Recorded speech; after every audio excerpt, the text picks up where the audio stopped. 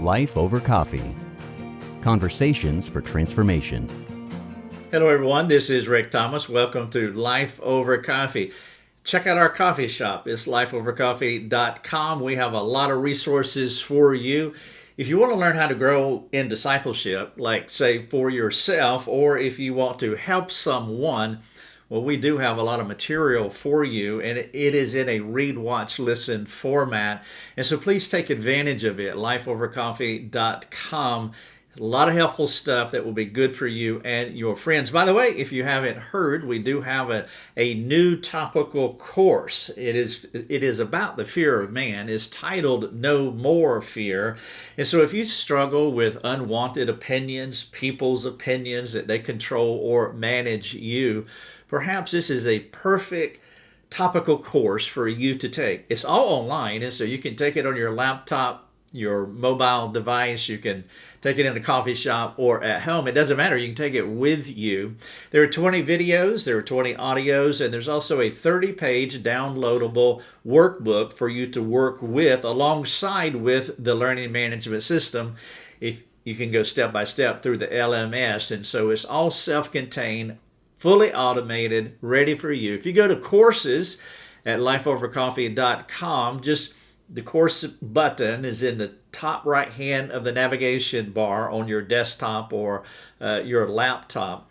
On your phone, just click the lines on the left hand side at the upper top of the screen, and then the download drop down will open up and you'll see courses, and click on it, and you want to get to the topical course, No More Fear. You can check out the course, you can read all about it, and then if you want to take it, you're welcome to do that. No More Fear. This is a common issue that we all struggle with. Fear of man, insecurity, codependency, peer pressure. By the way, let someone know about it. If you're pastoring, this would be outstanding for your local church. Just let them know all about it. There may be several people within your congregation that are really struggling, and they would love to spend some time taking this course. Tons of information. Our friend Jo is taking the course now. She said this is heavy duty, and so she's getting into it, and I'm very glad for Jo and others who have already started taking the course, and I would love for you to have that opportunity,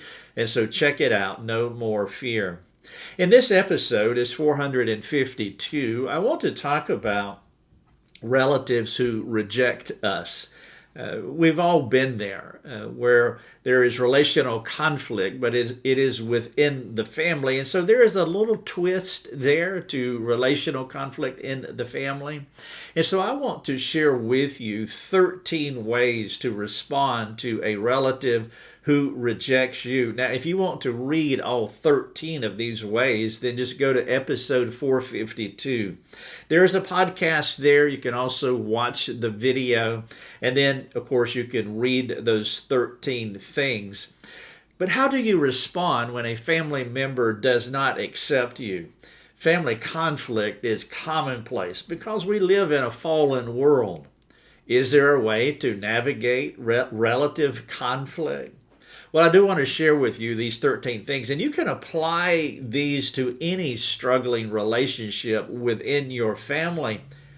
You can also apply them to those folks who are not related to you. And so let me get into it, episode 452. Now, these aren't in any particular order of significance, and so I'll just roll through all 13 of them. And then again, if you want to read them yourself. By the way, we do have a print feature at the bottom of all of our podcast show notes, and then also the articles on the website. And so if you scroll to the very bottom, you'll see a print button, and if you click on it, you can print our articles or these show notes here. You can print them off in a PDF, and you can copy them and share them with those within your sphere of influence. Maybe this would be a good thing for two of you to get together and work through. Maybe an excellent conversation for a small group as well. All right, let's go. Number one, if you are married, you are one flesh with your spouse. And this is important. I add this to the list. I know that everybody that has relative conflict is not married, but this needs to be stated and stated aloud. Because what happens a lot of times with relational or relative conflict with our relatives, is sometimes it can be divisive within the one flesh union. You could have an in-law, a father-in-law, or a mother-in-law who is trying to, maybe unwittingly or maybe it's just premeditative, but nevertheless, what happens is they can wiggle themselves in that relationship between husband and wife. By the way, sometimes a husband and wife allows that because they have never truly left their respective families. Some children, even after they are married, they do succumb to the fear of man or the fear of my parents. And their parents have too much influence, too much sway, and they're not recognizing that what you have now is an autonomous domestic empire. The children have left their respective families and they have established this freestanding, autonomous, not governed by anyone else, domestic empire. No friend, no foe, no relative should have a higher priority in your life than your spouse if you are married. Now that also applies to your children as well. If you look at your relational construct as concentric circles, well, the epicenter of those circles is your relationship with God. That is essential. If your relationship with God is not priority, number one, not in the epicenter, then you are not being fortified on a daily basis. And of course, that's going to have a ripple effect as you move out into these other relationships. And so at the very epicenter is your relationship with God, that vertical relationship. Then you move horizontally. The next circle, if you're married, is husband and wife, not children. Children don't fit in that next circle. The children will leave and cleave more than likely. They're going to leave this autonomous domestic empire. And so you can't have a child-centered home. No, they're out on the next ring. And so in the epicenter, you have God. And then the next one, you have husband and wife. And then you have children. And then maybe relatives or perhaps not necessarily relatives. It could be your small group. It could be your Christian friends, because it's not a given that every relative will have that kind of access to you, because maybe they are not living for the Lord, and maybe you have friends that are closer to you than your own blood kin. Within the Christian economy, it's not about blood kin. It's about our unity with Christ, being in the body of Christ. And so you can have people who are closer to you than those who are related to you. But you want to think through these concentric circles. And the second circle, right outside of the epicenter, is a husband and wife. And nobody should bring any kind of fracture, not even a hairline fracture, within the husband-wife relationship. And so if an in-law is making their way in, there's one or two things that are happening. The in-law is doing it of their own initiative, and or there could be the husband or wife that is permitting it because they don't have a backbone. They will not take the courageous stand. They will allow the relative to have more control and manipulative power over them than honoring their spouse and really fortifying that one flesh union. There'll be many folks that will listen to this podcast or watch the video, and this might be the only point that you need to hear right now, because there is a hairline fracture within that one flesh union. And you have to get that right. But we'll move on to number 2. Live your life above reproach. You might not win your relative. You might not have a long-term enjoyable relationship with them. But you can choose how you want to deport yourself regardless of how they respond to you. Is what I was saying earlier, that you could have closer non-blood kin relationships than actual relatives because they do not want to live for God. And if that's true, then you really want to live your life above reproach, meaning that they can't make an accusation about you. Now, they can tell lies. I get it. They can gaslight you. They can tell you things that are untrue as though they were true, even trying to make you believe untruth as truth. That's gaslighting, driving someone crazy. So they can try to gaslight you. They can tell lies about you, and those things are outside of your management. You can't control those things, but what you can control is how you want to think, communicate, and respond behaviorally. And the way that you do that is that you live above reproach. Well, what is above reproach? What would Jesus do? That would be a good shorthand way of saying it. How does the Bible inform you on how to live above reproach? When someone's gaslighting you, someone's manipulating you, someone's lying about you, someone is trying to sideswipe you sinfully, you want to rise above that. Now, what that means is that you have to be under the management of someone else other than them. All of us are controlled by someone. Now, you might not like this thought, but we're all puppets on a string. But we can make the choice as to who is the puppeteer. And so if the puppeteer is God and he is controlling us, he will keep us rising above the fray. However, if a human is controlling us and they are the puppeteer, well, that means a couple of things. I mean, one, we have given our power to them, but the only reason that we would permit them to manipulate us, control us, manage us, is because they have something that we want and we are afraid we're not going to get it, so we will submit ourselves to them, hoping that we will get the thing that they have the ability to give us, which is usually something along the lines of approval or acceptance.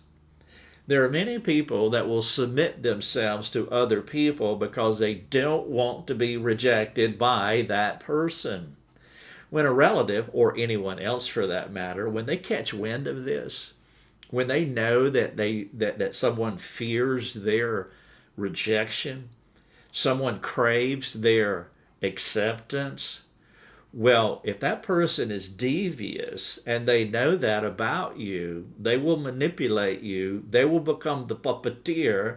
You will be the puppet dangling on the string. You will be under their management and not God's. And so this person, this relative, will be very, very large in your life, and God will be diminutive.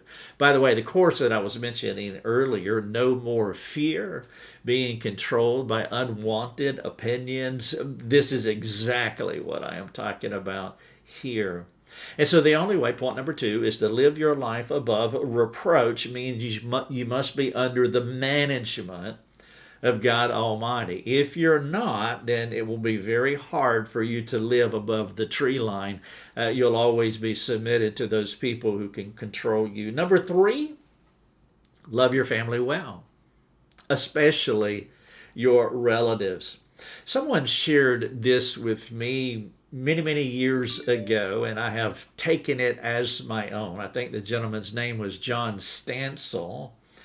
But I don't quite remember it, but I tried. I think it was John Stansel. He said this, he said, Rick, they may not love you, but you can't stop them from, they may not love you, but they can't stop you from loving them.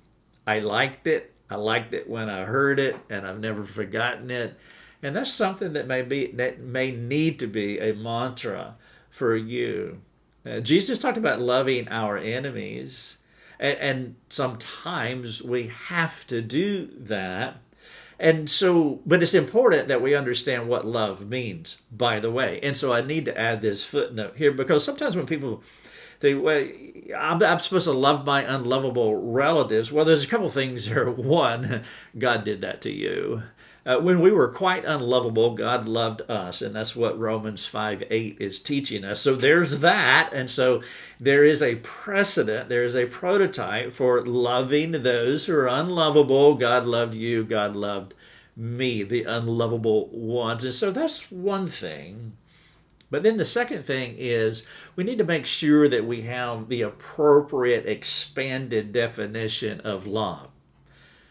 Because again, sometimes when people hear, well, I'm supposed to love my relative, and they think of this more of a cultural interpretation of love that has no dark or no edge or no confrontation to it. It's really a kind of love that is carefully edited so it'll have a soft landing in that person's life. That might not be love. I mean, that's how we spoil people. Parents can love their children with that narrow definition, and well, the synonym for love in that context is spoiling the child because they won't do the hard thing. Sometimes doing the hard thing for someone, like confronting them or rebuking them, is the highest kind of love that you can give them in that moment.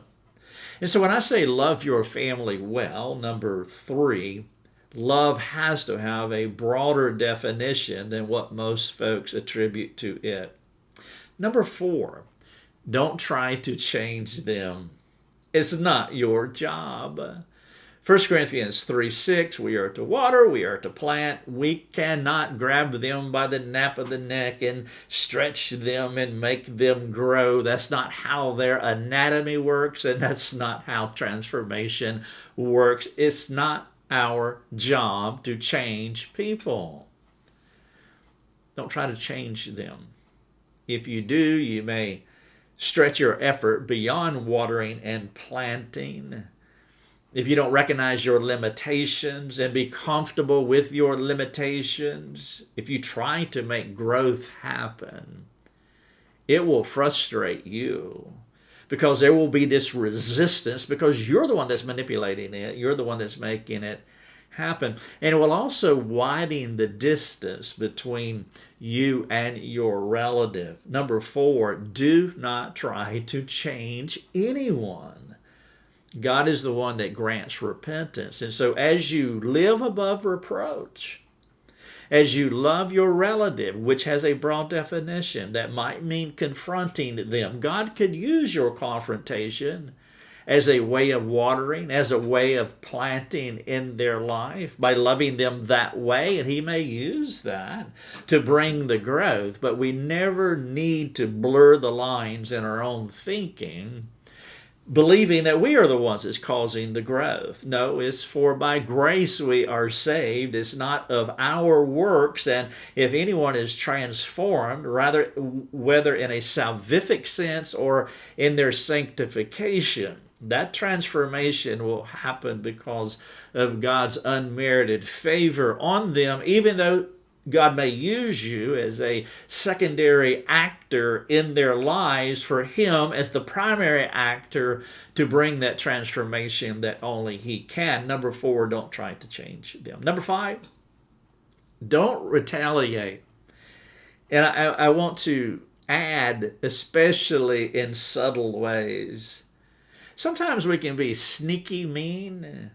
And I'm not going to explain that, but I hope that you have your own explanation through your own example, maybe as you disguise your anger in the clothing of humility so that you can say and do something sinful to a rejecting relative. And so you don't retaliate to what they do, but I'm adding a little nuance here, especially in the subtle ways. In the Twitterverse, that's called subtweeting, where you're saying something in your tweet, but then there is an implied message in this subtweet that you're really communicating. That's being what I'm calling here sneaky mean. And so don't retaliate overtly or covertly, number 5. And then number 6, one of the ways that we can be sneaky mean is by, which this is not sneaky actually, but is by gossiping or slandering them to other relatives or anyone else, up and including social media. Some folks would go so far as to grumble on the internet Ephesians 4:29 tells us how we should communicate. It's for the building up of the other person, not for the tearing down. And so our words operate as little soldiers that are marching up from our hearts and off our tongues into the world. And once those soldiers are released from our mouths, they can build up, they can do many wonderful things. But they can also be quite destructive. And so one of the ways that we can be mean, remember number 5 was don't retaliate. Number 6, we can be mean by gossiping and slandering. And so I'm specifically talking about retaliation in one of the most common ways that we would retaliate, either slicing and dicing them to a friend or to another relative, or slandering them. Number 6, no, we don't do that. Number 7, bring in someone from your church to talk about this problem. It's okay to talk to someone up the chain, receiving counsel. If you're not retaliating and you're living above reproach and you want to love them well, then borrowing brains is not wrong. I mean, you can talk to somebody without gossiping or slandering this relative that you're trying to reconcile with. You see, the problem is that when this kind of stuff is going on, it's so easy to lose objectivity.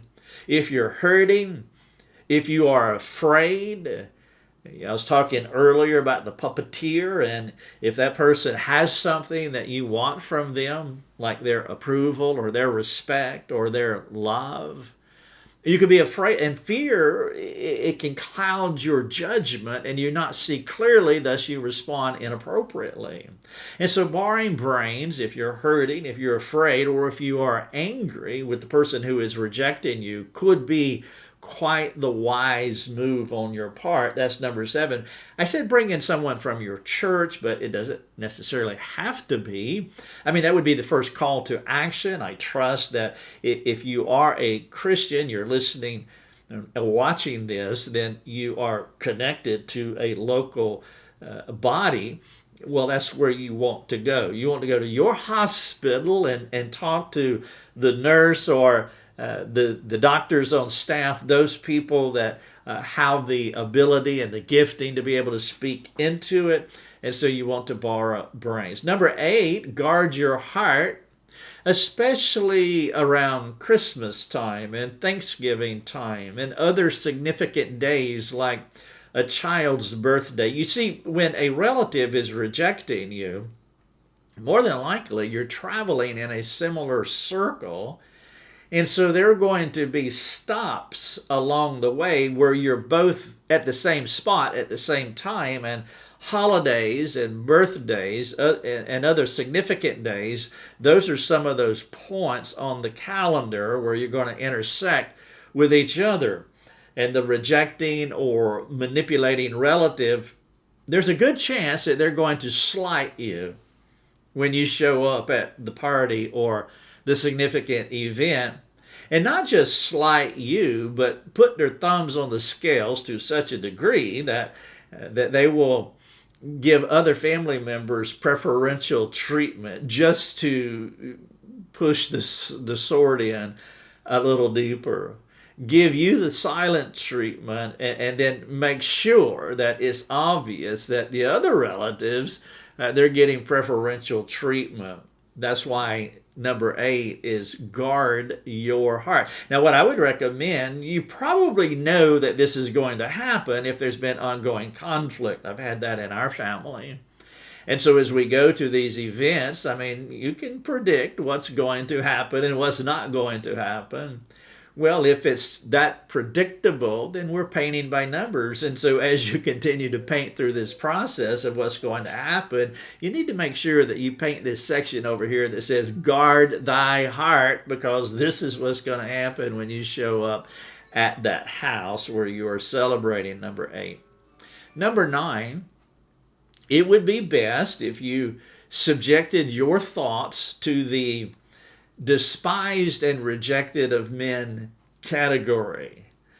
And the reason you want to do that is because it's a possibility that a stronghold will develop. And if a stronghold in your mind develops, it will take your thoughts captive. And that will be really hard to get yourself, to extricate yourself from being captivated and placed in a mental stronghold. And so I recommend that you subject your thoughts to the despised and rejected by men category, as we read in Isaiah 53:3. You can honor Jesus by putting him on display in your family. He was a man who was despised and rejected by men. He rose above it. He transcended the possibility of reproach because he was under the management of God, and you can imitate that. And so he lived his entire ministry life despised and rejected by people lying about him, manipulating him, doing all sorts of unsavory things toward him and about him, but yet he was above reproach, submitted to his Father, exclusively doing his will. And we have the opportunity and the possibility to submit ourselves to that category, despised and rejected of men. Again, if we don't, then it is possible that a thought argument, and that's what a stronghold is, as you look at 2 Corinthians chapter 10, verses 3, 4, 5, and 6, where it talks about strongholds. What Paul is saying there is that though we live in the flesh, we should not do warfare in the flesh, meaning don't retaliate, meaning some of the things that I've outlined so far. If we respond sinfully, though we live in the flesh and we respond in the flesh, well, eventually that's going to capture us mentally, and we're going to be ensconced in a stronghold. Paul says that our weaponry is divine. We have divine power. We don't fight like people of the flesh, even though we live in the flesh. We fight a different way. And some of the ideas that I've been communicating here need to be part of those different ways. You want to respond sinlessly to what is going on so you can stay out of those strongholds. And one of the counterintuitive ways of responding sinlessly is by accepting the category that you are despised and rejected of men, and you're putting Christ on display, number 9. Number 10, make sure you're mortifying what you want versus what you're going to get from your family. Now, I talked about this earlier, but I want to pull it out as one of these 13 ways of responding to a rejecting relative, because, again, we're talking about fear of man, and we have to mortify that. There might be something that you want from that person, their approval, their love, their respect, and they're just not giving it to you. And so you want to make sure you're mortifying what you want versus what you're going to get from your family. If you struggle with the fear of man, then their disapproval of you will be your kryptonite. If you're craving acceptance, that's what I want, but you're receiving rejection, it will twist your psyche up. Your soul will be in contortions, and it will amp up your internal dialogue, your soul noise. And then that's where that stronghold. A stronghold is a thought argument, is what it is. It's what Paul was teaching in 2 Corinthians 10. It's a thought argument. And you have this thought argument. I want them to accept me. I want them to accept me. I want them to accept me. And it runs on this endless loop tape. But they are rejecting me. But they are rejecting me. What can I do to win their approval? Now you're fast tracking into a stronghold at that point. And so point number 10, make sure you're mortifying what you want versus what you're going to get, because if you don't reconcile that in your own mind, it will twist up your psyche. Number 11, honor your relatives, even when they are not honorable. In Romans 12:10, it talks about this idea. Here's the point. God did make them in his image. They may be marring the image day by day, But you want to ensure that you're not blessing God in one breath and cursing man in the other breath, as James said in 3:9, that this ought not to be, because they were made in the image of God. So when you talk about loving someone, or in this context, honoring someone, the way that you do that, when it's especially hard to do, is to remember that this is an image bearer. It may be a marred image bearer, but that has to be your starting point, that they are just like you, made in the image of God. And at the most fundamental base level, we can respect them or honor them or love them as image bearers, though everything else that stacks on top of that image is just awful, hurtful, manipulative, gaslighting, painful, and so forth and so on. It's just so dirty. But at the very base, this is a person that's made in the image of God, and that may be the only shred of motivation that you have to honor them. Number 11. Number 12, let God take care of this. I talked about it earlier, that you can't change them. You can only water and plant. And when I say let God take care of this, He's going to take care of it. But it would be best if you just got in the flow of what God is doing, like, say, applying some of the things that I've talked about here. You live for Jesus no matter what. And if you live for Jesus no matter what, living above reproach, loving them, not allowing your mind to be captivated by fear of man, you will benefit from God's favor because you're walking in humility. That's the big thing about number 12. If you let God take care of this, then you are operating in humility. And James said in 4:6 that God gives grace to the humble. His empowering favor, a byproduct of your humility, will be God empowering you. And God's favor, His empowering favor, God's grace is more important to you, is more important than your relatives' favor. You want God on your side. Submit to Him. Number 12, let God take care of this. Then finally, number 13, pray.